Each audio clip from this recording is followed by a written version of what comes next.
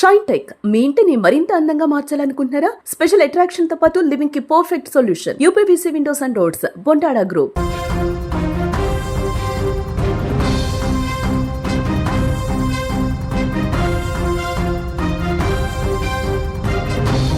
కనిపించిన కన్న తల్లిదండ్రులనే కొంతమంది కొడుకులు కడతీర్చుతూ ఉన్నారు.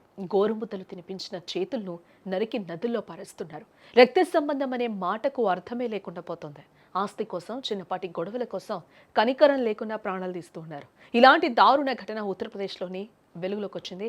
కన్న తల్లిదండ్రులను చంపడమే కాకుండా వారి మృతదేహాలను రంపంతో ముక్కలుగా కోసి నదిలో పారేసిన ఒక కిరాతక కొడుకు ఉదంతం ఇప్పుడు దేశవ్యాప్తంగా కూడా సంచలనం సృష్టిస్తోందని చెప్పుకోవచ్చు.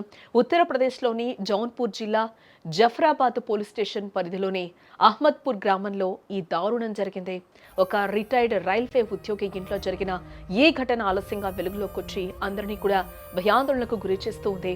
కుటుంబ కలహాలు, డబ్బు కారణంగా తలెత్తిన ఒక చిన్న వివాదం చివరకు ప్రాణాలు తీసే వరకు కూడా వెళ్ళిందని చెప్పుకోవచ్చు.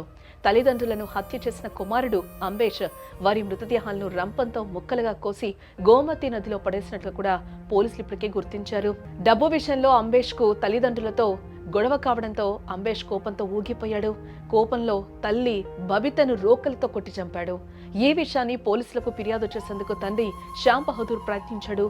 దీంతో భయపడిన అంబేష్ తండ్రిని కూడా రోకలితో కొట్టి ఆపై గొంతుకు తాడు బిగించి అత్యంత పాశవికంగా హతమార్చాడు.